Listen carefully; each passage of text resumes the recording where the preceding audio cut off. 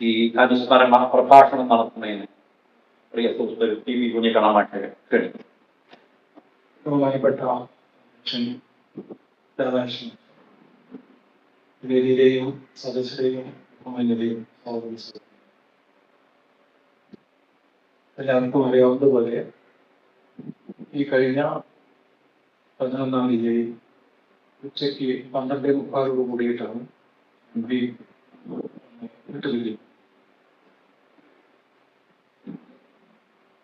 P ആരായിരുന്നു, M P എന്തൊക്കെ ചെയ്തു എന്നുള്ള കാര്യങ്ങളൊക്കെ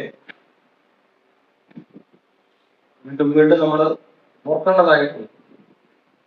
പക്ഷേ അത് മാത്രം പോരാ, എനിക്ക് ചെയ്യാൻ പറ്റാതെ പോയിട്ടുള്ള ഒരുപാട് കാര്യങ്ങളുണ്ട്. അത് ചെയ്തു തീർക്കാനുള്ള ഉത്തരവാദിത്വം കൂടി നമ്മളെ ഏൽക്കുക എന്നുള്ളതാണ് ഇത്തരത്തിലുള്ള ഒരു അനുസരണം കൊണ്ട് നമ്മൾ എം പിയുടെ ആത്മകഥയുടെ പേര് കാലഹരണപ്പെടാത്ത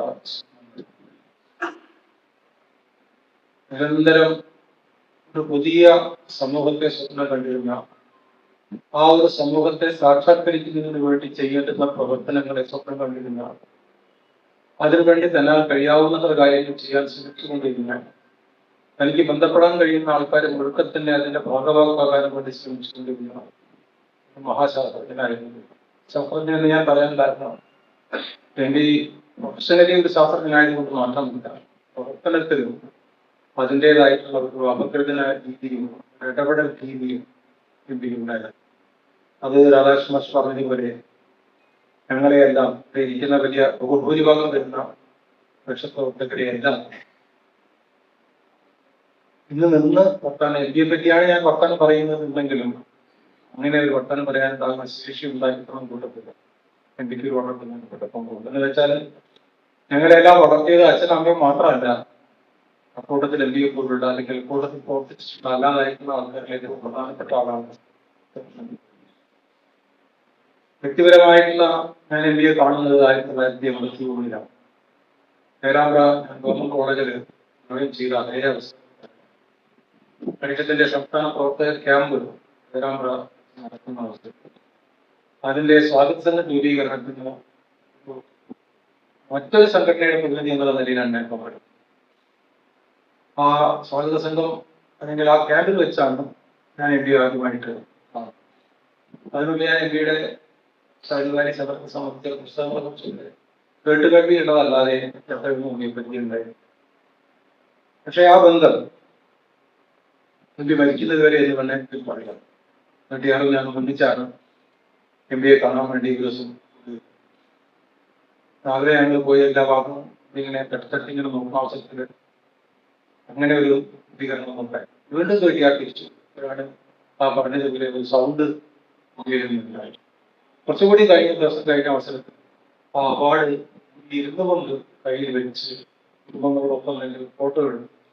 അതിൽ 2-3 ദിവസം മുൻപ് ചില കാര്യങ്ങളൊക്കെ ഇരുന്ന് കാണുകയൊക്കെ ചെയ്ത് എന്തായാലും അതൊക്കെ ഒരു അനുഭവമാണ്. ഞാന് മുമ്പ് പണിയെടുക്കുന്ന അവസരത്തിൽ ഗാന്ധിഗിരത്തിലാണ് താമസം. 1987 ഒരു ദിവസം രാവിലെ 7 മണി എനിക്ക് നേരെ കയറി കിട്ടാം. ഞാനാകെ അപ്പോഴും കാരണം എനിക്കൊന്ന് എം പിയാണ് വരുന്നത്, വണ്ടി ഒക്കെ നേരെ വരികയാണ്. ഞാൻ ആ വിളിക്കാനുള്ള കാര്യങ്ങൾ ചെയ്തു. ചായ ഞാൻ വന്നതിലാണ് നമുക്ക് ചായ കുടിക്കാനല്ല പറഞ്ഞു. പിന്നെ നമ്മുടെ ഓൾ ഇന്ത്യ ജാഥ വരാൻ പോവാണ്. ഞാൻ ജാഥ എന്ന് പറയുന്ന പരിപാടി 5 ഇന്ത്യയിൽ നടക്കാണ്. സോളാപൂരിൽ നിന്ന് ഭോപ്പാലിലേക്ക് ഒരു രാജാതെ പോകുന്നുണ്ട്. ആ ജാഥയുടെ ചുമതല താൻ എടുക്കണമെന്ന് മാനേജറായിട്ട് അങ്ങനെ ടിക്കറ്റ് ബുക്ക് ചെയ്തിട്ട് തീരായില്ല. അങ്ങനെയാണ് ഇന്ത്യയുടെ പരിപാടികളെല്ലാം തന്നെ. ഞാൻ എൻ്റെ ജീവിതത്തിലും ഒരു വലിയ മാറ്റം ഉണ്ടാക്കിയ സംഭവമാണ്. അത് മഹാരാഷ്ട്ര, ഗുജറാത്ത്, രാജസ്ഥാൻ, ഉത്തർപ്രദേശ്, വീണ്ടും മധ്യപ്രദേശ്, ഈ പ്രദേശങ്ങളിലെല്ലാം ഉൾനാടൻ പ്രദേശങ്ങളിൽ കോളേജുകളിൽ LP സ്കൂളുകളിൽ ഒക്കെ പോകാനും ആ ജാഥയുമായി പോകാനും ആ നാട്ടിലെ ജനങ്ങളെ കുറിച്ച് മനസ്സിലാക്കാനും സാധിച്ചു. കുറച്ച് ദിവസം കഴിഞ്ഞുകൊണ്ടോ KP അരവിന്ദനും ആ ജാഥയുടെ തീരെയുണ്ട്. അദ്ദേഹത്തെ സംബന്ധിച്ചിടത്തോളം അത് വലിയ അനുഭവമായിരുന്നു. കൂടാതെ മലപ്പുറം ജില്ലയിലുള്ള പ്രശ്നമെന്നും പാലക്കാട് ഉണ്ടായിരുന്ന ടി വി മുരളീധരനും ഒക്കെ വളരെ അധികം പ്രധാനപ്പെട്ട എം പി ആ രീതിയിലാണ് എം പിയുടെ പ്രവർത്തനങ്ങൾ. നമുക്കൊന്നും അങ്ങോട്ട് പറ്റിയ രീതിയിൽ പറയാൻ പറ്റും തോന്നുന്നത്. അങ്ങോട്ട് രീതിയിലാണ് ഉത്തരവാദിത്വം എം പിയുടെ പറയുന്നത്. പക്ഷെ അത് വെറുതെ ഏൽപ്പിക്കല്ല. അതിൽ നിന്ന് ആ ഉത്തരവാദിത്വം നമുക്ക് നിറവേറ്റാനും സാധിക്കും. ആ ഉത്തരവാദിത്വം നിറവേറ്റുമ്പോഴത്തേക്കും നമ്മൾ വ്യത്യസ്തമായിട്ടുള്ള ഒരാളായിട്ട് മാറുകയും ചെയ്തിട്ടില്ല. അതാണ് എൻ്റെ ഏറ്റവും പ്രധാനപ്പെട്ടത്. ഞങ്ങൾ എപ്പോഴും പറയാറുണ്ട്, ഒരാളിൽ വേണ്ടി തെറ്റ് കാണാറില്ല, നല്ലത് മാത്രമേ എൻ്റെ കാണാറുള്ളൂ. ആ നന്മയുടെ വശം അതിന് വികസിപ്പിച്ചെടുക്കാൻ വേണ്ടി എപ്പോഴും വേണ്ടി ശ്രമിച്ചിട്ടുണ്ട് എന്ന് നമുക്ക് 1962 പരിഷത്ത് കോഴിക്കോട് വെച്ച് രൂപീകരിക്കുന്ന അവസരത്തിൽ എം പി ഒരു രൂപീകരണ യോഗത്തിലൊന്നും എം പി പങ്കെടുത്തിട്ടില്ല. 62 എം പി ബോംബെയിൽ ബാബ അറ്റോമിക് റിസർച്ച് സെന്ററിൽ ജോലി ചെയ്യും. സയന്റിസ്റ്റായിട്ട് ചേർന്നിട്ടുള്ള ഒരവസ്ഥ. അവിടുന്ന് ആ വർഷം തന്നെയാണ് എം പി, ആ വർഷം അവസാനമാണ് എം പി, സെപ്റ്റംബറിലാണ് പരിഷത്ത് രൂപീകരിക്കുന്നത്. ഒക്ടോബർ നവംബർ മാസത്തിലാണ് എം പി മോസ്കോയിലെ പവർ PhD വേണ്ടി പോകും. അത് കഴിഞ്ഞ് തിരിച്ചു വന്ന് ബോംബെയിൽ പലതരത്തിലുള്ള സംഘടനകൾ ഉണ്ടാക്കി, കൂടുതൽ ശാസ്ത്ര പ്രചരണത്തിന് വേണ്ടിയുള്ള സംഘടനകൾ, ശാസ്ത്ര മാതൃഭാഷയെ പ്രചരിപ്പിക്കാനുള്ള പ്രവർത്തനങ്ങളെല്ലാം സംഘടിപ്പിക്കുന്നതിന് വേണ്ടി പ്രധാനപ്പെട്ടതാണ്. 1966 പരിഷത്തുമായി എം പി ബന്ധപ്പെടുന്നത്. അന്നത്തെ PT ഭാസ്കർ പണിക്കരും IG ഭാസ്കർ പണിക്കരും അങ്ങനെയൊക്കെയുള്ള ആൾക്കാരാണ് പരിഷത്തിന്റെ കാര്യങ്ങളൊക്കെ നടത്തുന്നത്. 66 മുതൽ 2026 വരെ കൃത്യം 60 വർഷം എം പി പരിഷത്തിന്റെ എല്ലാ ഭാഗവും ആ രീതിയിലേക്ക് സംഘടനയെ വളർത്താൻ എം പിക്ക് സാധിച്ചിട്ടുണ്ട്. സംഘടനയോടൊപ്പം തന്നെ എം പിയും വലിയ രൂപത്തിൽ വളർന്നു വന്നു. പരിഷത്തിന്റെ 25ാം വാർഷികം കണ്ണൂർ വെച്ച് നടന്ന അവസരത്തിലാണ് all India people's science network എന്ന് പറയുന്ന രീതിയിൽ സമാനമായി ചിന്തിക്കുന്ന വിവിധ ശാസ്ത്ര പ്രസ്ഥാനങ്ങളുടെ ഒരു ഇന്ത്യ അടിസ്ഥാനത്തിൽ ഉണ്ടാകുന്ന ഒരു രൂപീകരണം. പരിഷത്തിനെ ജനകീയ ശാസ്ത്ര പ്രസ്ഥാനമാക്കുന്നതിൽ എം പി വളരെ നിർണായകമായി പങ്കുവഹിച്ചു. ആ അനുഭവത്തിന്റെ അടിസ്ഥാനത്തിൽ ഇന്ത്യയിലെ എല്ലാ സംസ്ഥാനങ്ങളിലും ശാസ്ത്ര പ്രസ്ഥാനങ്ങൾ ഉണ്ടാകാൻ എം പി ശ്രമിച്ചിട്ടുണ്ട്. അതിനെ ഓൾ ഇന്ത്യ അടിസ്ഥാനത്തിൽ ഒരു നെറ്റ്വർക്ക് ആക്കാൻ വേണ്ടി എം പി ശ്രമിച്ചു. അതിന്റെ ഭാഗമായി എറണാകുളം ജില്ലയിലും ഇന്ത്യയിലും കേരളത്തിലും നടന്നിരുന്ന സമ്പൂർണ്ണ സാക്ഷരതാ പരിപാടി ഇന്ത്യയിലേക്ക് എത്തിക്കുന്നതിന് വേണ്ടി ഭാരത് ജ്ഞാൻ വിജ്ഞാൻ സമിതി PGVS എന്ന് പറയുന്ന ഒരു സമിതിക്ക് രൂപം നൽകി. അതിന്റെ അഖിലേന്ത്യാ കൺവീനറായിട്ട് എം പി പ്രവർത്തിച്ചു. AIPS അഖിലേന്ത്യാ കൺവീനറായിട്ട് എം പി പ്രവർത്തിച്ചു.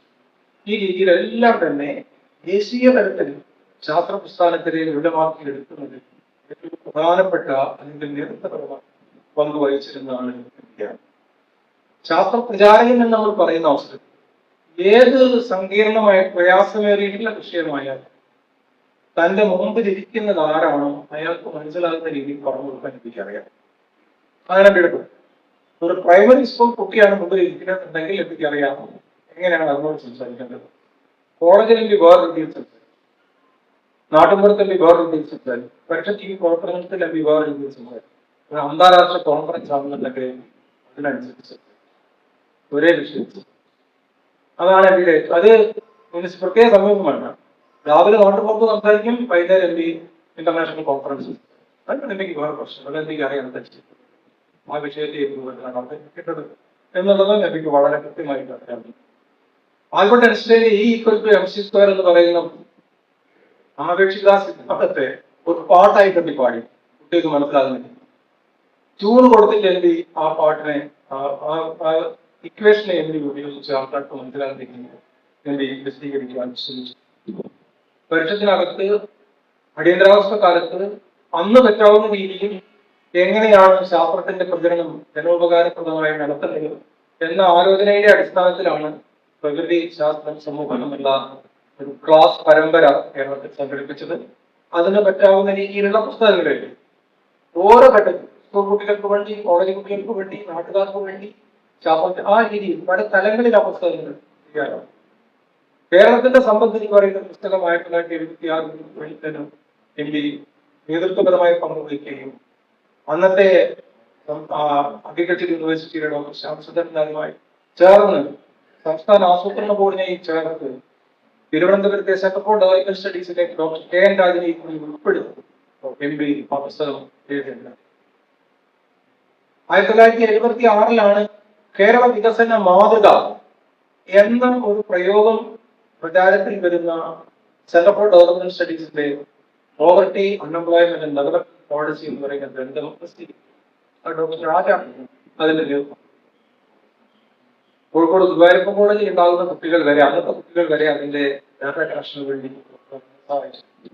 അതേ വർഷത്തിലാണ് ഡോക്ടർ രാജൻ ഉപയോഗിച്ചു കേരളത്തിന്റെ സമ്പത്ത് എന്നുള്ള പുസ്തകം. അതും ഒരു 10,000-കണക്കിന് ക്ലാസ്സുകൾ നമ്മൾ ഉപയോഗിക്കുന്നു. നാം ജീവിക്കുന്ന ലോകം എന്ന് പറയുന്ന ഒരു ക്ലാസ് പരമ്പര ഭൗതിക ലോകം, ജീവലോകം, സാമൂഹ്യ മൂന്ന് രീതിയിൽ 3 ഘട്ടങ്ങളായിട്ട് ക്ലാസ്സുകൾ നമ്മൾ. അതൊക്കെ ഞാൻ അതിന് കലാജാതി അടക്കം അത്തരത്തിലുണ്ടാകുന്ന ശാസ്ത്ര പ്രചരണത്തിന്റെ ഉപാധി എന്ന നിലയിലാണ് വിഭാവനം ചെയ്തത്. വികസനമായിരുന്നു എങ്കിലെ ഏറ്റവും പ്രധാനപ്പെട്ട ഒരു ഇടപെടൽ മേഖല. വാഴയൂർ എന്ന് പറയുന്ന സ്ഥലത്ത്, ഈ മലപ്പുറം ജില്ലയിലെ ഫറൂഖ് കോളേജിനടുത്തുള്ള വാഴയൂർ എന്ന് പറയുന്ന സ്ഥലത്ത് 1970 കഴിഞ്ഞു വളരെ വിപുലീകൃതമായ രീതിയിൽ ഉണ്ടാകുന്ന ഒരു വില്ലേജ് സർവേ, ഒരു ഗ്രാമപഠനം MB ഡോക്ടർ VK ദാമോദരനും KP കണ്ണനും KP ചന്ദ്രനും അവരെല്ലാം കൂടി ചേർന്ന് നടത്തുന്നത്. അതൊരു അടിസ്ഥാന വിഭവ ശേഖരണമാണ്. ഒരർത്ഥത്തിൽ അന്ന് മദർ താലൂക്കിൽ ഗുജറാത്ത് വിജ്ഞാനപീഠത്തിന്റെ ആഭിമുഖ്യത്തിൽ JC കുമരപ്പ നേതൃത്വം കൊടുത്തുകൊണ്ട് മഹാത്മാഗാന്ധി മദർ താലൂക്കിന്റെ ഒരു പഠനം നടത്തും. സമാനമായ ഒരു പഠനമാണ് വാഴയൂരിൽ MB നേതൃത്വം കൊടുത്തുകൊണ്ട് അത് നമ്മൾ നടത്താൻ ശ്രമിച്ചത്. ആ 2 പുസ്തകവും പ്രസിദ്ധീകരിച്ചു. ആ വാഴയൂർ സർവേ നമുക്ക് ലഭ്യമാണ്. മദർ താലൂക്കിന്റെ പുസ്തകം പ്രസിദ്ധീകരിച്ചു. ഗുജറാത്ത് വിദ്യാപീഠമാണ് പ്രസിദ്ധീകരിച്ചത്. നമ്മൾ വായിച്ചു നോക്കിയാൽ ഇത് രണ്ടും തമ്മിലുണ്ടാകുന്ന സമാനത എത്രമാത്രമാണ് എന്നത് നമുക്ക്. വികേന്ദ്രീകൃത വികസനമാണ് ഇത് ഏതവസരത്തിൽ മുന്നോട്ട് വെക്കാൻ ശ്രമിച്ചത്. 1976 കേരളത്തിന്റെ സംയുക്ത പ്രസിദ്ധീകരിച്ച അവസരത്തിൽ കേരളത്തിലെ ഏറ്റവും പ്രധാനപ്പെട്ട സമ്പത്ത് കേരളത്തിന്റെ മനുഷ്യാധ്വാനമാണ്. അതിനെ വിനിയോഗിക്കേണ്ടത് താഴത്തെ തലത്തിൽ പ്രകൃതി വിഭവങ്ങളും കൂടി ചേർത്തുകൊണ്ട് പഞ്ചായത്ത് അടിസ്ഥാനത്തിലാണ് എന്നുള്ളതായിരുന്നു ആ പുസ്തകം മുന്നോട്ട് വെക്കാൻ ശ്രമിച്ചിട്ടുള്ള. കേരളത്തിന്റെ വിഭവം കേരളത്തിലെ ജനങ്ങളുടേതാണ്, അത് അവർക്ക് വേണ്ടിയാണ് ഉപയോഗിക്കേണ്ടത് എന്നുള്ള സന്ദേശം ആ പുസ്തകത്തിലൂടെ നമ്മൾ നൽകാൻ ശ്രമിച്ചത്. അങ്ങനെയാണ് വികേന്ദ്രീകൃത ആസൂത്രണം MBയുടെ പ്രധാനപ്പെട്ട പ്രവർത്തന മേഖലയാവുന്നത്. അല്ലാതെ പലരും പ്രചരിപ്പിക്കുന്നത് പോലെ ഇങ്ങനെ ലോകബാങ്കായിട്ട് ബന്ധപ്പെട്ടോ അല്ലെങ്കിൽ ജനകീയാസൂത്രണം വന്നതിന് ശേഷമാണ്. 1996 ജനകീയാസൂത്രണം ആരംഭിച്ചത്. 76 MB കേരളത്തിന്റെ പ്രസിദ്ധീകരിക്കുന്നതും അതിന്റെ അവസാനത്തെ അധ്യായമായി വികേന്ദ്രീകൃത ആസൂത്രണം ചേർക്കുന്നത്. പരിഷത്തിനകത്ത് ഗ്രാമശാസ്ത്ര സമിതി ഇതുപോലുള്ള പ്രവർത്തനങ്ങൾക്കെല്ലാം MB ആണ് അതിന്റെ എല്ലാം മാർഗരേഖ തയ്യാറാക്കി. എനിക്കറിയാം, ഞാൻ ഗ്രാമശാസ്ത്രം എന്ന് പറയുന്ന പരിഷത്തിന് ഒരു പ്രസിദ്ധീകരണം ഉണ്ടായിരുന്നു.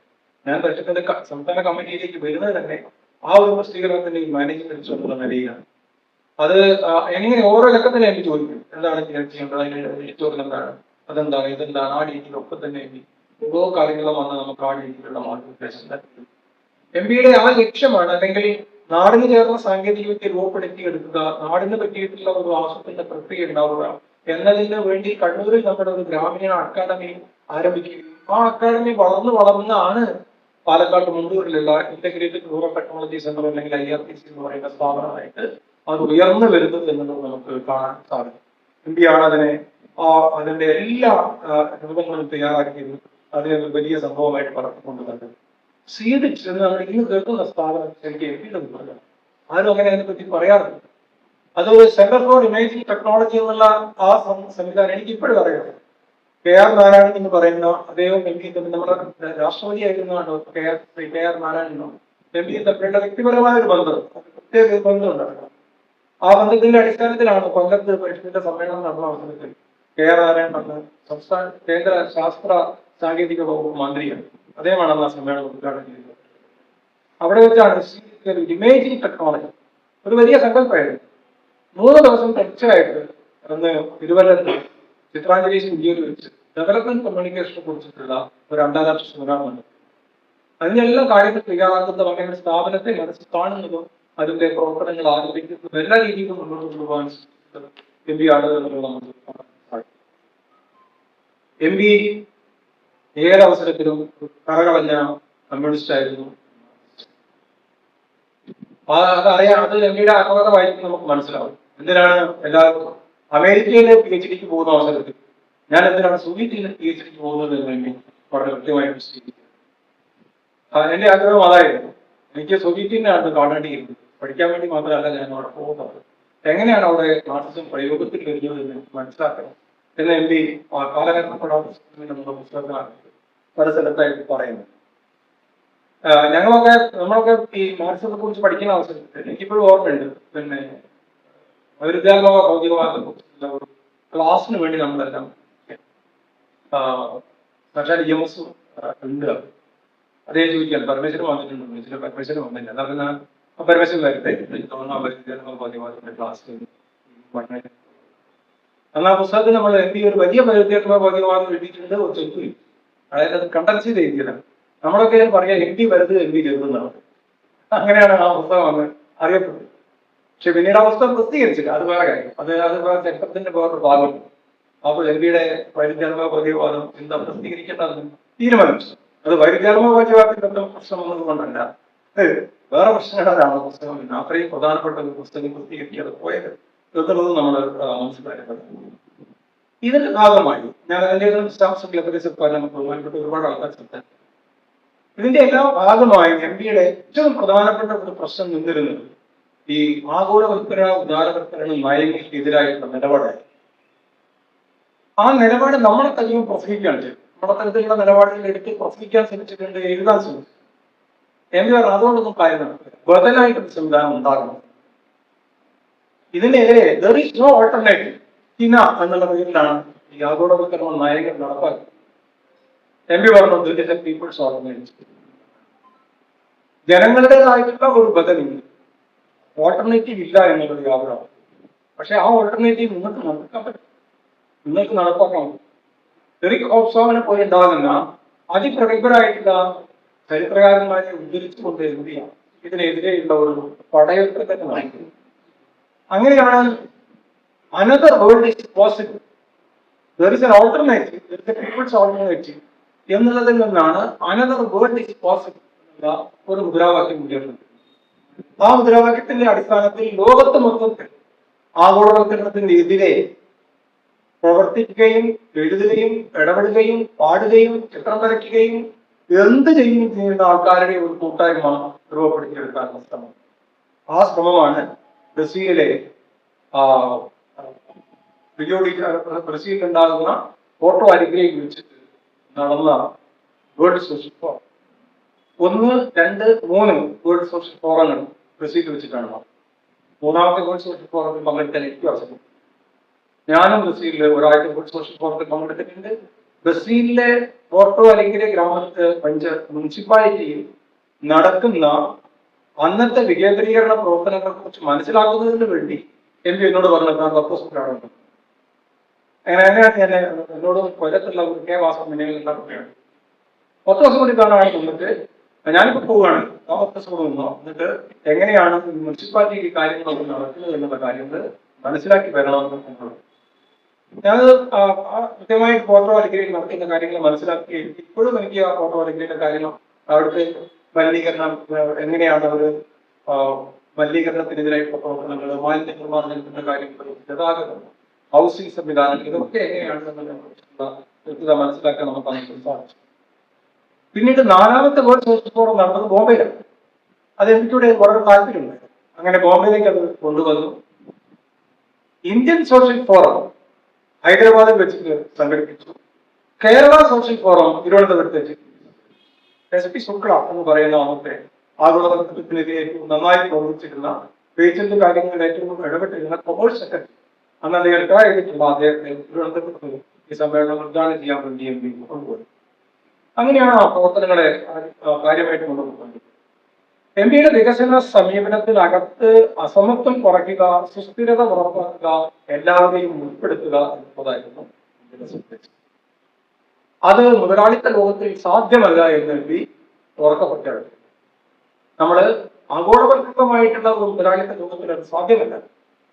നമ്മൾ അനദർ വേൾഡ്, മറ്റൊരു ലോകത്തെ കുറിച്ച് നമ്മൾ ആലോചിക്കുന്നില്ല. അങ്ങനെ ചിന്തിക്കുമ്പോൾ നമുക്ക് സോഷ്യലിസ്റ്റ് ലോകമാണ് പിന്നീട് നമ്മുടെ മുമ്പിലിട്ടത്. പക്ഷേ 1966 മുതലുള്ള എന്റെ സോവിയറ്റ് അനുഭവം അതിന് സഹായിക്കുന്ന രൂപത്തിലേക്കല്ല ഞാൻ കണ്ടത് എന്നാണ് എനിക്ക് എഴുതിയത്. 1980കളുടെ അവസാനമാകുമ്പോഴത്തേക്കും ആ സോവിയറ്റ് പറഞ്ഞു. 1990കളോട് കൂടിയിട്ടാണ് ആഗോളവൽക്കരണ നയങ്ങൾ ശക്തിപ്പെടുന്നത്. മുതലാളിത്തം അതിന്റെ ഏറ്റവും ക്രൂരമായ കടകളിലേക്ക് ഉയർന്നത്. എം പി പറഞ്ഞു, മുതലാളിത്തം ഇത് അതിന്റെ അവസാനം അത് തകർച്ചയിലേക്ക് മാത്രമാണ് ഈ ലോകത്തെ പ്രപഞ്ചത്തെ കൊണ്ടുപോകുന്നത്. പകരം പഴയ സോവിയറ്റ് യൂണിയനെ നിലനിർത്തിയിട്ട് യാതൊരു കാര്യം. പിന്നെ മൂന്നാമതുള്ളത് നമ്മൾ തേർഡ് വേൾഡ് രാജ്യങ്ങളാണ്. ആ തേർഡ് വേൾഡ് രാജ്യങ്ങൾക്കും ഇന്നത്തെ രീതിയിൽ മുതലാളിത്തത്തിന്റെ പിടുത്തത്തിൽ നിന്ന് രക്ഷപ്പെടാൻ കഴിയും. പക്ഷെ മറ്റൊരു ലോകം സാധ്യമാണ്. നമുക്കൊരു നാലാമത്തെ ലോകത്തെ കുറിച്ചിട്ടുള്ള ആലോചന. അതാണ് ഭാഗ്യവശാലോ നിർഭാഗ്യവശാലോ ഒരു എഴുതിയാറുള്ള പറഞ്ഞതുപോലെ ഒരു യഥാർത്ഥത്തിൽ ഉണ്ടാകുന്ന സംവാദത്തിലേക്ക് ഉയർന്നു വരാതെ നാലാം ലോകം എന്ന് പറയുമ്പോൾ പോകുന്നത് ശ്രദ്ധിക്കണം, നാലാം ലോകമാണ്, ശ്രദ്ധിക്കേണ്ടതാണ് എന്ന രീതിയിലേക്ക് ഉണ്ടാകുന്ന പരിശീലിക്കാൻ കേരളത്തിന്റെ ഒരു സങ്കടം മറ്റെല്ലാ കാര്യങ്ങളും നശിച്ചുപോയ കൂട്ടത്തിൽ അതും ആ ചർച്ചയിൽ ഇല്ലാതായി എന്ന് മാത്രമേ നമുക്ക് പറയാം. ഇത്രയും ഒരു ഉദ്ദേശം ആ പുസ്തകങ്ങളൊക്കെ വായിച്ചാൽ നമുക്കറിയാം. പക്ഷെ പലരും വായിക്കാതിരുന്നത് കൊണ്ട് തന്നെ എല്ലാവരും 4, 5, 6, 8 ഒക്കെ പല പല രീതികളെ പറയുന്നത്. 1 മുതലാളിത്ത ലോകം, 2 പഴയ സോഷ്യലിസ്റ്റ് ലോകം, 3 ഇന്ത്യ അടക്കമുള്ള നമ്മളുടെ മൂന്നാം ലോക തേർഡ് വേൾഡ് കൺട്രീസ്. 3നും ഇന്നത്തെ രീതിയിൽ പ്രശ്നപരിഹാരം അസാധ്യമാണ്. നാലാമത്തെ ലോകത്തെ കുറിച്ചുള്ള ആലോചന വളരെ പ്രധാനപ്പെട്ടതാണ്. അതുകൊണ്ടാണ് പുതിയൊരു ഇന്ത്യ പ്രളയം വന്നപ്പോൾ നിലയിലുണ്ടാകുന്ന എം പി പോകാനിടയായിട്ട് ഞാൻ ആ കാര്യങ്ങൾ അവസാനിക്കും. സാമൂഹ്യ മാറ്റത്തെ കുറിച്ചിട്ട് ഈ ഒരു കാഴ്ചപ്പാടിൽ ഇന്ത്യക്ക് വളരെ മുഖ്യമായിട്ട് എങ്ങനെയാണ് വികേന്ദ്രീകൃതമായിട്ടുള്ള ഒരു വികസന സംവിധാനത്തിനകത്ത് ഒരു സാമൂഹിക മാറ്റം സാധ്യമാകും? എല്ലാവരും വിചാരിക്കുന്നു, എപ്പോഴും മാർക്സിന്റെ കുറ്റം പറയുന്നത് ഒരു സെൻട്രലൈസ്ഡ് തിയറിയാണ്, മുകളിൽ നിന്ന് അടിച്ചേൽപ്പിക്കുന്ന ഒരു സിദ്ധാന്തമാണ്. അതിനൊരിക്കലും വികേന്ദ്രീകരണത്തെ കുറിച്ച് പറയാൻ കഴിയില്ല. വികേന്ദ്രീകരണമല്ല അതിന്റെ സെറ്റപ്പ്. എം പി പറഞ്ഞാൽ ശരിയല്ല. എം പി മാർക്സിന്റെ പുതിയ പുതിയ കാര്യങ്ങൾ, ഇക്കോ സോഷ്യലിസ്റ്റിനെ കുറിച്ചിട്ടുള്ള, അതേപോലെ തന്നെ എൻവയോൺമെന്റൽ മാർക്സുമായി ബന്ധപ്പെട്ടുകൊണ്ടുള്ള കാര്യങ്ങളിൽ ജോൺ ബെലാമി ഫോസ്റ്റർ പോലെ ഉണ്ടാകുന്ന ആൾക്കാരെല്ലാം മുന്നോട്ട് വെക്കാൻ ശ്രമിച്ചിട്ടുള്ള കാര്യങ്ങളെ പുസ്തകങ്ങളെ ലക്ഷ്യത്തിന് വേണ്ടി തർജ്ജമ ചെയ്ത് പ്രസിദ്ധീകരിച്ചു. അതെന്ത് മുന്നോട്ട് വെക്കാൻ ശ്രമിക്കുന്നത് എന്താണ്? മാർക്സിസം തന്നെ ഡീസെൻട്രലൈസേഷൻ ഏറ്റവും കൂടുതൽ ഉപയോഗിക്കാൻ കഴിയാവുന്ന പ്രമേയമാണ്. അതിനെ എനിക്ക് എങ്ങനെയാണ് സാധൂകരിക്കാൻ ശ്രമിച്ചിട്ടുള്ളത്? കമ്മ്യൂണിസ്റ്റ് മാനിഫെസ്റ്റോവിന്റെ അവസാനത്തെ 4 പേജുകളിൽ ആ കാര്യങ്ങളെ മുഴുക്കെ മാർക്സും എംഗൽസും ചേർന്ന് ക്രോഡീകരിച്ച് ആ ക്രോഡീകരിച്ചെഴുതിയതിൽ നഗരങ്ങളുടെ കേന്ദ്രീകരണത്തെ എതിർക്കുകയും ഗ്രാമങ്ങളിൽ നഗരത്തിന്റെ സൗകര്യങ്ങൾ കൊണ്ടുവരുന്നതിനെ പറഞ്ഞു 1848. അതാണ് ശരി എന്നുള്ള ഒരു നിലപാട് എനിക്ക്. പക്ഷെ എങ്ങനെയാണ് അതിലേക്ക് നമുക്ക് പോകാൻ കഴിയുക? അതിലേക്ക് നമുക്ക് പോകാൻ കഴിയണമെന്നുണ്ടെങ്കിൽ മുകളിൽ നിന്ന് ജനാധിപത്യത്തെ ഇളക്കാൻ കഴിയില്ല. കാരണം മുകളിൽ നിന്ന് ഇത് സാധ്യമല്ല. ഇത് ഉണ്ടാകണമെന്നുണ്ടെങ്കിൽ താഴെ നിന്ന് ഉയർന്നത്. അതുകൊണ്ട് മുകളിൽ നിന്നുള്ള കമാൻഡ് അല്ല ജനാധിപത്യത്തെ അല്ലെങ്കിൽ വികേന്ദ്രീകരണത്തെ സാധ്യമാക്കുന്നത്, താഴെ നിന്നുള്ള ജനങ്ങളുടെ ഇച്ഛയാണ്, ഉയർച്ചയാണ് എന്നുള്ളതായിരുന്നു ഇന്ത്യയുടെ കാര്യം. അതിന്റെ ഭാഗമായി പഞ്ചായത്തുകളെ ഇന്ത്യ അങ്ങനെയാണ് കൊണ്ടുപോകുന്നത്. അല്ലാതെ പഞ്ചായത്ത് അധികാരം കൊടുക്കുക അതുപോലെ ചെറിയ ചെറിയ കാര്യങ്ങളൊന്നല്ല ഇന്ത്യയെ സംബന്ധിച്ചിടത്തോളം. ഇന്ത്യയെ സംബന്ധിച്ചിടത്തോളം വിശാലമായിട്ടുള്ള ഒരു ജനാധിപത്യ മതേതര ഫെഡറൽ വ്യവസ്ഥയുടെ ഏറ്റവും പ്രധാനപ്പെട്ട ഭാഗം എന്നുള്ള നിലയിലാണ് എം പി വികേന്ദ്രീകരണത്തെ കാണുന്നത്. അതുകൊണ്ട് ഒരു കുടുംബശ്രീയാവാം, ഒരു അയൽക്കൂട്ടമാകാം, അതല്ലെങ്കിൽ ഒരു 10 ആൾക്കാർ അടങ്ങുന്ന ഒരു കുടുംബമാകാം, അതിന്റെ 4 ഭാഗത്തുള്ള വ്യക്തികളാവാം. അവർ കൂടുതൽ കൂടുതൽ ജനാധിപത്യപരമാവുക, അവർ കൂടുതൽ കൂടുതൽ മതേതരമാവുക, ഈ 2 ക്വാളിറ്റിയും ഉണ്ടാകുന്ന അതിന്റെ കൂടെ തന്നെ എനിക്ക് മുന്നോട്ട് വെക്കാൻ ശ്രമിച്ചിട്ടുള്ള ഒരു കാര്യമാണ് ഈ സംയോജിത വികസനം, സംയോജിത കൃഷി എന്ന് പറഞ്ഞാൽ ഇന്ത്യയെ സംബന്ധിച്ചിടത്തോളം കൃഷിയിൽ നിന്ന് വിളവുണ്ടാകും. നെല്ലാണെങ്കിൽ നെല്ലുണ്ടാകും, നെല്ലിന് പുല്ലുണ്ടാകും. പുല്ല് പശുവിന് തീറ്റയായിട്ട് കൊടുക്കണം. ചാണകം ഉണ്ടാകും, ചാണകം തെങ്ങിന് വളമായിട്ട് കൊടുക്കണം. വളമുണ്ടാകുന്ന തേങ്ങ ഉണ്ടാകും. തേങ്ങ ഉപയോഗിച്ച് കഴിഞ്ഞിട്ട് നമ്മൾ വേറെ ഉൽപ്പന്നങ്ങൾ ഉണ്ടാക്കണം. അതിൽ നിന്ന് വേറെ ഇങ്ങനെ ഈ കൃഷി എന്ന് പറയുന്ന ഒരു പ്രയോഗത്തെ സംയോജിതമായി വളരെയധികമായി കരീബ കൽപ്പവൃക്ഷം എന്ന് പറയുന്ന ഒരു പുസ്തകം തന്നെ എഴുതി തോമസ് ഐസക് തുല്യ കുറിച്ചാണ്. ഇതിലെല്ലാം കൂടെ പ്രമേയം ഈ രൂപത്തിലാണ്. അപ്പം ഏറ്റവും താഴത്തെ തരത്തിലുള്ള വികേന്ദ്രീകൃതമായിട്ടുള്ള ജനാധിപത്യ മതേതര ആ യൂണിറ്റുകൾക്കൊപ്പം തന്നെ ഏറ്റവും ശക്തമായ രൂപത്തിലുണ്ടാകുന്ന സംയോജിത ഉത്പാദന സംവിധാനങ്ങൾ കൂടി ചേർന്നുകൊണ്ടുള്ള യൂണിറ്റുകൾ ഒരുപാടെണ്ണം ഒരേ സമയത്തുണ്ടാവുക. അത്തരത്തിലുള്ള ജനാധിപത്യ മതേതര യൂണിറ്റുകളുടെ എണ്ണം ക്വാണ്ടിറ്റിയിൽ കൂടുന്ന അവസരത്തിൽ അത് സമൂഹത്തിന്റെ ക്വാളിറ്റിയിൽ ഒരു വ്യത്യാസം ഉണ്ടാക്കും എന്ന വൈരുദ്ധ്യാത്മക ഭൗതികവാദത്തെ അടിസ്ഥാനപ്പെടുത്തിയിട്ടുള്ള നിഗമനത്തിലേക്കാണ്. നെഗേഷൻ ഓഫ് ദ നെഗേഷൻ എന്ന് പറയുന്ന ആ ഒന്ന്, അതായത് എപ്പോഴും സ്വീകരിക്കാറുള്ളത് സയൻസ് എന്ന് പറയുന്നത് എന്താണ്? ഇന്ന് അർദ്ധവിരാമം മാത്രം കിടക്കുന്നത്, അത് റെക്കർ ചെയ്തുകൊണ്ടിരിക്കണോ? സർ ഐസക് ന്യൂട്ടന്റെ അന്ന് ഒരു 10ാം തരത്തിലെ ഇന്നത്തെ കുട്ടിക്ക് അറിയുന്ന അത്ര പോലും ആൾജിബ്ര അറിയുമായിരുന്നില്ല. പക്ഷെ ഐസക് ന്യൂട്ടന്റെ അന്ന് അത്രയും അറിഞ്ഞത് കൊണ്ടാണ് ഇന്ന് 10ാം തരത്തിലെ കുട്ടിക്ക് ഇത്രയും കണക്ക് പഠിക്കാൻ സാധിക്കും. അതാണ് കണക്കിന്റെ അല്ലെങ്കിൽ ചരിത്രത്തിന്റെ ആ റിക്കറിംഗ് സ്വഭാവം. ആ റിക്കറിംഗ് സ്വഭാവം ഉള്ളത് കൊണ്ട് എന്താണ് ഇന്നലത്തെ സിദ്ധാന്തം സ്വാഭാവികമായും ഇന്നേക്ക് ഔട്ട്ഡേറ്റ് ആവും. അത് തെറ്റല്ല. അത് സ്വാഭാവികമായിട്ട് ശരിയിൽ നിന്ന് കൂടുതൽ ശരിയിലേക്കുള്ള ഒരു പ്രയാണം. അങ്ങനെ ശരിയിൽ നിന്ന് കൂടുതൽ ശരിയിലേക്കുള്ള ഒരു പ്രയാണത്തിന് വേണ്ടി നമ്മളെ എല്ലാം ഒരുക്കുന്നതിന് വേണ്ടിയാണ് എനിക്ക് എപ്പോഴും ശ്രമിച്ചു തോന്നുന്നത്. അക്കാദമികമായി പരിശോധിക്കുമ്പോഴും ചെറിയൊരു വായന എനിക്ക് പലപ്പോഴും സംശയമാണ്. ഞാൻ എനിക്ക് പലപ്പോഴും അത്തരത്തിലൊരു അക്കാദമിക് ഇന്ത്യയിൽ ഉണ്ടായിട്ടുണ്ടെങ്കിൽ അത് ഡി ഗോസ്വാമിയാണെന്ന് എനിക്ക് എപ്പോഴും തോന്നി. എന്തുകൊണ്ടാണെന്ന് വെച്ചാൽ ഡി ഗോസ്വാമി അടിസ്ഥാനപരമായി ഒരു മാത്തമാറ്റീഷ്യൻ. പക്ഷെ അയാളെ നമ്മൾ അറിയപ്പെടുന്നത് എങ്ങനെയാണ്? ഒരു മാർക്സ് ചരിത്രകാരൻ. ഡി ഗോസ്വാമി ഹാർവാർഡിൽ നിന്ന് മാത്തമാറ്റിക്സ് PhD കഴിഞ്ഞിട്ടുള്ള ആളാണ്. അദ്ദേഹം വർക്ക് ചെയ്തത് Tata institute of fundamental research. പക്ഷെ അദ്ദേഹം അവിടെ ചെയ്തിട്ടുള്ളത് ഹിസ്റ്ററിയുടെ പ്രവർത്തനമാണ്. MB സോവിയറ്റ് യൂണിയനിലെ പവർ ഇൻസ്റ്റിറ്റ്യൂട്ടിലാണ് PhD കഴിഞ്ഞത്. MB വർക്ക് ചെയ്തതും ബാബ അറ്റോമിക് റിസർച്ച് എന്ന്. ഇത് രണ്ടും ഉണ്ടാക്കി തന്നെയാണ്. ബാബയ്ക്ക് ശേഷമാണ് അതിന്റെ പേര് മാറിയത്. രണ്ടും അതുമായി അറ്റോമിക് എനർജിയുമായി ബന്ധപ്പെട്ടു. ഡി ഗോസ്വാമി അറ്റോമിക് എനർജി ആണവനിലയം ഉണ്ടാക്കുന്നതിനെതിരായി ബാബയുടെ അടുത്ത സുഹൃത്തായിരുന്നു. ഹോമിജ ബാബയുടെ അടുത്ത സുഹൃത്തായിരുന്നു. പക്ഷെ ഒരിക്കലും ആണവ നിലയത്തിന് വേണ്ടി അദ്ദേഹം നിരക്കുന്നില്ല. സമാധാനപരമായിട്ടുള്ള കാര്യങ്ങൾക്ക് ആണവ ഗവേഷണം മുന്നോട്ട് കൊണ്ടുപോകാൻ വേണ്ടിയിട്ടാണ് ഗോസ്വാമിയുടെ സയൻസ് സൊസൈറ്റി ആൻഡ് പീസ് എന്ന് പറയുന്ന ഒരു പ്രധാനപ്പെട്ട ഒരു പുസ്തകം. ആ രംഗത്തിനകത്ത് അദ്ദേഹം ആണവ നിലയം എങ്ങനെയാണ് ആണവ ഊർജ്ജത്തിൽ ഉപയോഗപ്പെടുത്തുന്നത് അത് പരിശുദ്ധ മലയാളത്തിൽ തർജ്ജമ നമ്മൾ MB യും ആണവ നിലയത്തിന് ആണവ ഇതിൽ ഗവേഷണം നടത്തിയിട്ടുള്ള ആണവ സയൻസ്. ഒരിക്കലും MB അന്നത്തെ ഇന്ത്യയിൽ ആണവ നിലയം പാടില്ല ഇന്ത്യയുടെ നിലപാട്. അത് MB അവിടെ സംഘടനകൾ ഉണ്ടാക്കി ആ സംഘത്തിനകത്ത് പറയാൻ ശ്രമിച്ചപ്പോൾ അത് അവിടെ നിലപ്പോരാൻ കണ്ട അവസരത്തിൽ MB ആ ജോലി രാജിവെച്ച് ജനങ്ങൾക്കിടയിൽ ഇറങ്ങി വന്ന് ഇപ്പോൾ നമുക്ക് ആണവ നിലയമല്ല വേണ്ടത്, ആ ഗവേഷണമാണ് വേണ്ടത് എന്നുള്ള ജനകീയ ശാസ്ത്ര പ്രവർത്തകന്റെ പഠനം. ഗോസ്വാമിയും MB യും തമ്മിലുള്ള മറ്റൊരു പ്രധാനപ്പെട്ട ബന്ധം നമുക്ക് കാണാം. ഗോസ്വാമി ഒരു കമ്മ്യൂണിസ്റ്റ് പാർട്ടി മെമ്പർ ആവാൻ വേണ്ടി ശ്രമം നടത്തിയിട്ടുള്ള ശാസ്ത്രജ്ഞനായി.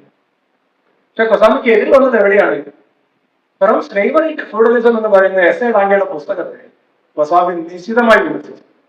ഇതൊരു മാർക്സിയൻ പുസ്തകമല്ല എന്ന് എസ് എ ഡാങ്കെ കമ്മ്യൂണിസ്റ്റ് പാർട്ടിയുടെ ചെയർമാനായിരുന്ന കാലത്ത് ഗോസ്വാമി അത് വലിയൊരു അടി അന്നത്തെ കമ്മ്യൂണിസ്റ്റ് പാർട്ടിയുടെ ഏറ്റവും വലിയ ചർച്ചാ വിഷയം. MB യും മാർക്സിന്റെ മറ്റു രീതിയിൽ 1862 ക്യാപിറ്റൽ വോളിയം 1 പ്രസിദ്ധീകരിച്ച അവസരത്തിൽ നിൽക്കേണ്ടതല്ല മാർക്സിസം. അതിന് നമുക്ക് 2026 കൊണ്ടുവരേണ്ടതായിരുന്നു. എന്നോട് പറഞ്ഞു എടോ എങ്ങനെയല്ല, നമുക്ക് ഒരുപാട് കാര്യങ്ങൾ ഗാന്ധിയിൽ നിന്ന് ഉൾക്കൊള്ളാനുണ്ട്, ഒരുപാട് കാര്യങ്ങൾ മാർക്സിൽ നിന്ന് മനസ്സിലാക്കാനുണ്ട്. ആരാണ് നമുക്ക് അതിനെ പറ്റി ഇന്ന് കുറച്ചുകൂടി ശ്രദ്ധിക്കാൻ പറ്റുന്നത്? ഞാൻ പറഞ്ഞ എന്റെ ഒരു ഇന്ത്യക്കാരനായിട്ടുള്ള ഒരു ദാർശനികൻ അറിയപ്പെടുന്ന ഒരു മാർക്സിസ്റ്റ് ദാർശനികനാണ്. അദ്ദേഹം അമേരിക്കയിലെ കൊളംബിയ യൂണിവേഴ്സിറ്റി ഗാന്ധി ചെയറാണ്. അദ്ദേഹത്തിന്റെ പേരിൽ അലി ഇബ്രാഹിം. അദ്ദേഹം ഗാന്ധിയും മാർക്സിനെയും ഏകോപിക്കാൻ ശ്രമിക്കുന്ന ഒരു പ്രധാനപ്പെട്ട മാർക്സിസ്റ്റ് ഫിലോസഫർ. എന്റെ അദ്ദേഹം കമ്മ്യൂണിക്കേഷൻ നടക്കും. അത് അവസാനിക്കും. അദ്ദേഹത്തിന്റെ പല കാര്യങ്ങൾ എനിക്ക് വായിക്കാൻ ശ്രമിച്ചു. ആ എനിക്ക് ഗുരുത്വം കിട്ടിയാൽ മതി, അതിനെ ഫോളോ പിടിക്കും. അങ്ങനെ ഈ നാട് എവിടെ നിന്നാണ് നമുക്കൊരു പുതിയ വിവരം കിട്ടുന്നത്, ആ വിവരങ്ങളെല്ലാം സ്വാംശീകരിക്കാൻ അത് സ്വാംശീകരിച്ച് ഒരിക്കലും എംപിയുടെ സ്വാധീനത്തായിരുന്നു. എന്ത് കടലാസ് എന്തൊക്കെ ഇരിക്കാതെ എഴുതി കടലാസ് അതിന്റെ കൂടെ കുറച്ച് കാര്യങ്ങൾ ചേർത്ത് എനിക്ക് ചാത്തപ്പതിലേക്ക് അല്ലെങ്കിൽ വെറുതെ എല്ലാവർക്കും അയച്ചു കൊടുക്കും, അല്ലെങ്കിൽ ഇതിലേക്ക് ആക്കും. എം പി എഴുതിയുള്ള കാര്യങ്ങളെല്ലാം നമ്മൾ പേര് വെച്ച് എഴുതി പൈസ കിട്ടാൻ പറഞ്ഞാണെന്നുണ്ടെങ്കിൽ വർഷത്ത് പുറത്ത് എഴുതി കിട്ടുള്ളൂ. എത്രയും പണി എം പി എം പിക്ക് എല്ലാം അറിവ് എന്ന് പറയുന്നത് സാമ്പത്തികമായിട്ടുള്ള ഒരു സ്വത്താണ്. അതിന്റെ മുകളിലുള്ള സ്വകാര്യ കാര്യങ്ങളും എം പി ഇതിന്റെ അവകാശം. അത്രയും സ്വതന്ത്രമായി അറിവിനെ വിന്യസിക്കാൻ വേണ്ടി ശ്രമിച്ചിട്ടുള്ള ഒരു ജനാധിപത്യ മതേതര എന്നാൽ ഏറ്റവും റിവേഴ്സ് ആയിട്ടുള്ള ഒരു മഹാശാസ്ത്രജ്ഞനെയാണ് എം പിയുടെ ഇല്ലാതായത്. നമ്മൾ വീണ്ടും അത് പറഞ്ഞിരിക്കുന്ന കാര്യം എം പി നമ്മളോട് പറഞ്ഞല്ലോ, മരണം തന്നെ പറഞ്ഞാൽ സുനിശ്ചിതമാണ്. അതൊക്കെ സാധാരണ ദുരിത സംഭവമാണ്. അതുകൊണ്ട് അതും വിചാരിച്ചു എം പി ചെയ്യാതെ പോയിട്ടുള്ള ആരഹരണപ്പെടാത്ത സ്വപ്നങ്ങൾ ഇനിയും ഒരുപാട് ബാക്കിയുണ്ട്. ആ സ്വപ്നങ്ങളിലേക്ക് നടന്നെടുക്കാനുണ്ടാകുന്ന പ്രവൃത്തി ചെയ്യാനുണ്ടാകുന്ന കാര്യങ്ങൾ ഇടപെടുക, അതുമായി നമ്മൾ മാത്രം മുന്നോട്ട് കൊണ്ടുപോകാൻ ശ്രമിക്കുക.